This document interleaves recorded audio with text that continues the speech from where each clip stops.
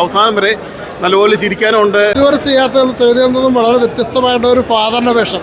എനിക്ക് ആ ഫാദറിനെ കണ്ടപ്പോൾ നമ്മുടെ പഴയ സ്ഫടികത്തിലെ കരമന നായരെക്കുറിച്ച് ഓർമ്മ വന്നു. ലാലു ലക്സ് വർഷങ്ങൾക്ക് ശേഷം ഒരു നല്ല ക്യാരക്ടർ ചെയ്യണം. അദ്ദേഹത്തെ ശബ്ദത്തിന് അന്നത്തെ ശബ്ദവും ഇന്നത്തെ ശബ്ദവും ഒരു മാറ്റമില്ല.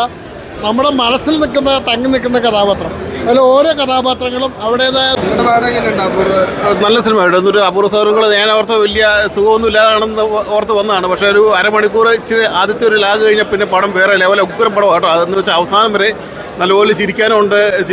കുറേ ചിന്തിക്കേണ്ട കാര്യങ്ങൾ അതിനകത്ത് പറഞ്ഞിട്ടുണ്ട്. പിന്നെ ഉള്ളത് ഇന്നലെ ഒരു പടത്തിൻ്റെ പേര് മാറ്റിയെന്ന് പറഞ്ഞ് വലിയ ഒരു വിവാദമായിരുന്നു. പക്ഷേ അതിനേക്കാളും വലിയ ഒരു സഭേനെ എടുത്തിട്ട് അലക്കി ഒരു പത്രത്തിന് സൂപ്പർ ഹിറ്റ് സിനിമയെന്ന് തന്നെ ഇപ്പം തന്നെ പ്രഖ്യാപിക്കും. കാരണം അത്രയ്ക്കും മനസ്സറിഞ്ഞ് നമുക്ക് ചിരിക്കാൻ, ചിന്തിപ്പിക്കാൻ നമ്മളെ. കാരണം ഇതേപോലെയുള്ള ഒരു എവിടെയൊക്കെ കണ്ട കഥാപാത്രങ്ങൾ എന്തായാലും നല്ല രസമുള്ള സിനിമയാണ്. അപൂർവപുത്രന്മാർ കുട്ടികളെ കൊണ്ടുവന്ന് കാണിക്കുക, നമുക്ക് മനസ്സറിഞ്ഞ് ദുഃഖങ്ങളൊക്കെ ഉണ്ടെങ്കിലൊക്കെ ഇവിടെ വന്ന് കുറച്ച് നേരം നമുക്ക് മറന്ന് രസിക്കുക. അത്രയ്ക്കും നല്ലൊരു ഗുഡ് ഫീലിംഗ്. ശ്രീജിത്ത്, രഞ്ജിത്ത് എന്ന് പറഞ്ഞ ഡയറക്ടർമാരെ പോലെ തന്നെ വിഷ്ണു ഉണ്ണികൃഷ്ണന് കഴിഞ്ഞിട്ട് പടത്തിൻ്റെ ട്രാക്കുകൾ മാറി പടത്തിൻ്റെ. കാരണം പടം പിന്നെ വേറെ റേഞ്ചിലേക്ക് പോയി. ഞാൻ ഇങ്ങനെ ഒരിക്കലും റിവ്യൂ പറയുന്ന ആളല്ല, ഫസ്റ്റ് ടൈമാണ് ഇങ്ങനെ റിവ്യൂ പറയണത് തന്നെ. അപ്പോൾ അതുകൊണ്ട് റിവ്യൂ പറയാൻ കാരണം എന്ന് വെച്ച് കഴിഞ്ഞാൽ പടം ഭയങ്കര ഇഷ്ടപ്പെട്ടു, ചിരിച്ചിരിച്ച് നിൽക്കണമായിരുന്നു. അതുകൊണ്ടാണ് പറഞ്ഞത്.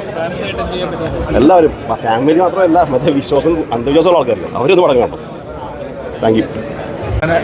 വിഷ്ണുവും ബിബിൻ ജോർജിനും വ്യത്യസ്തമായ ഒരു പടമാണ്.